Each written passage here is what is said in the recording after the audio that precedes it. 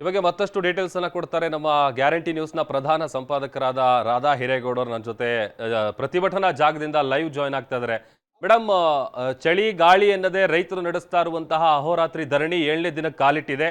ಒಂದೊಂದು ಕಡೆ ಇವತ್ತು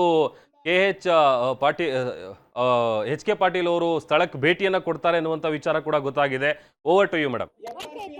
ಪ್ರಭು ವೀಕ್ಷಕರೇ, ನಿಮ್ಮ ಗ್ಯಾರಂಟಿ ನ್ಯೂಸ್ ಇವತ್ತು ಗುರ್ಲಾಪುರದಲ್ಲಿ ಕಬ್ಬಿನ ಹೋರಾಟಗಾರರು ಭಾರಿ ಸಂಖ್ಯೆಯಲ್ಲಿ ಸೇರಿ ಬೆಂಬಲ ಬೆಲೆ ನಿಗದಿ ಮಾಡಿ ಅಂತ ಹೋರಾಟ ಮಾಡ್ತಾ ಇದ್ದಾರೆ.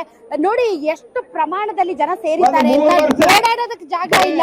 ನಾವು ಕೂಡ ತುಂಬಾ ಹರಸಾಹಸ ಪಟ್ಟು ಈ ಜಾಗವನ್ನ ಕಂಡುಕೊಳ್ಬೇಕಾಯ್ತು. ಯಾಕಂದ್ರೆ ಇಷ್ಟು ಕೂಡ ನಿಂತ್ಕೊಳ್ಳೋಕೆ ಜಾಗ ಇಲ್ಲದಷ್ಟು ಪ್ರಮಾಣದಲ್ಲಿ ಸಂಖ್ಯೆಯಲ್ಲಿ ಕಬ್ಬಿನ ಹೋರಾಟಗಾರರು ಸೇರಿದ್ದಾರೆ. ಕಬ್ಬಿನ ಹೋರಾಟಗಾರರಿಗೆ ಈಗ ಬಿಜೆಪಿ ರಾಜ್ಯಾಧ್ಯಕ್ಷರಾದಂತಹ ವಿಜಯೇಂದ್ರ ಅವರು ಕೂಡ ಸಾಥ್ ಕೊಟ್ಟಿದ್ದಾರೆ. ಸೇರಿದಂತೆ ಪರಮ ಪೂಜ್ಯ ಗುರುಗಳು ವೀರಣ್ಣ ಕಡಾಡಿ, ಪ್ರಮೋದ್ ಮುತಾಲಿಕ್ ಸೇರಿದಂತೆ ಕುರ್ಚಿ ರಾಜೀವ್ ಅವರು ಕೂಡ ಈ ಒಂದು ಹೋರಾಟದಲ್ಲಿ ಭಾಗಿಯಾಗಿದ್ದಾರೆ. ನಿನ್ನೆಯಿಂದಲೂ ಕೂಡ ವಿಜಯೇಂದ್ರ ಅವರು ಇಲ್ಲೇ ಬೀಡು ಬಿಟ್ಟಿದ್ದಾರೆ. ಇವತ್ತು ಅವರ ಜನ್ಮದಿನ, ಅವರ ಬರ್ತ್ಡೇ. ಆ ಬರ್ತ್ಡೇ ಸೆಲೆಬ್ರೇಷನ್ಗೂ ಕೂಡ ಬ್ರೇಕ್ ಕೊಟ್ಟು ಅವರು ಇವತ್ತು ಈ ಒಂದು ಕಾರ್ಯಕ್ರಮದಲ್ಲಿ ಭಾಗವಹಿಸಿದ್ದಾರೆ. ಇಟ್ಸ್ ನಾಟ್ ಕಾರ್ಯಕ್ರಮ, ಇದು ಹೋರಾಟ. ಬೆಂಬಲ ಬೆಲೆ 3,500 ರೂಪಾಯಿ ಟನ್ಗೆ ಕೊಡದ ಹೊರತು ನಾವು ಹೋರಾಟವನ್ನ ಕೈ ಬಿಡೋದಿಲ್ಲ ಅಂತ ಈಗ ಹೋರಾಟಗಾರರು ಎಚ್ಚರಿಕೆಯ ಸಂದೇಶವನ್ನ ರವಾನೆ ಮಾಡಿದ್ದಾರೆ. ನಿನ್ನೆ ನೋಡಿದಂತಹ ದೃಶ್ಯಗಳು ಇಡೀ ಕರ್ನಾಟಕದ ವಿಧಾನಸೌಧವನ್ನೇ ಅಲುಗಾಡಿಸಿದೆ. ಯಾಕೆ ಅಂದ್ರೆ ರೈತರ ಹೋರಾಟದ ಕಿಚ್ಚು ರಟ್ಟೆಗೆ ಬಂದ್ರೆ ಇಡೀ ರಾಜ್ಯವೇ ನಡಿಗೆ ಹೋಗುತ್ತೆ. ಆ ನಿಟ್ಟಿನಲ್ಲಿ ರೈತರು ಸೇರಿದ್ದಾರೆ.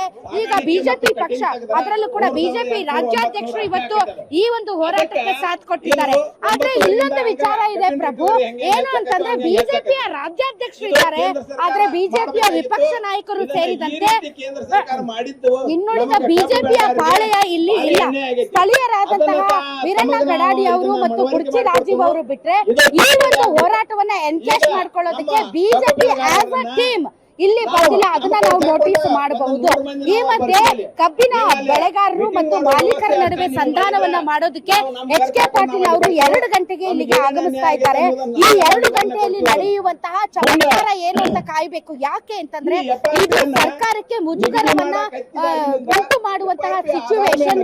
ಇವತ್ತೇನಾದ್ರೂ ಈ ಸಮಸ್ಯೆ ಬಗೆಹರಿದ ಇದ್ದರೆ, ಇವತ್ತೇನಾದ್ರೂ ಕಬ್ಬು ಬೆಳೆಗಾರರ ಹೋರಾಟಕ್ಕೆ ಸರ್ಕಾರ ಏನಾದ್ರೂ ಉತ್ತರ ಕೊಡದೆ ಇದ್ದರೆ ಈ ಹೋರಾಟ ತೀವ್ರಗೊಳ್ಳುತ್ತೆ, ಬಂದ್ ಆಗುತ್ತೆ ಮತ್ತು ಹಲವಾರು ನಗರಗಳನ್ನ ಬಂದ್ ಮಾಡಿ ಇವನ್ ರೈಲ್ವೆ ಸಂಚಾರಕ್ಕೂ ಕೂಡ ಅಡ್ಡಿ ಉಂಟು ಮಾಡೋದಕ್ಕೆ ಹೋರಾಟಗಾರರು ತೀರ್ಮಾನ ಮಾಡಿದ್ದಾರೆ.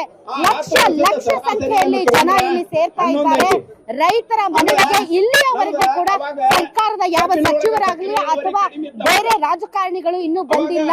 ಬಿಜೆಪಿ ಇದನ್ನ ಎನ್ಕೇಜ್ ಮಾಡ್ಕೊಳಕ್ ನೋಡ್ತಾ ಇದೆ. ಅದು ಈ ಭಾಗದ ಕಾರ್ಖಾನೆ ಮಾಲೀಕರು ಮತ್ತು ರಾಜಕಾರಣಿಗಳು ಮತ್ತು ಸರ್ಕಾರದ ಮುಖ್ಯ ಆಯಕಟ್ಟಿನ ಸ್ಥಳದಲ್ಲಿರುವಂತಹ ಯಾರು ಸಾರ್ವಜನಿಕರು ಕೂಡ ರೈತರು ಇದ್ರೆ ನಾವು ಬದುಕ್ತೀವಿ. ರೈತರಿಲ್ಲ ಅಂದ್ರೆ ನಾವ್ ಯಾರು ಕೂಡ ಬದುಕಕ್ಕೆ ಸಾಧ್ಯ ಇಲ್ಲ.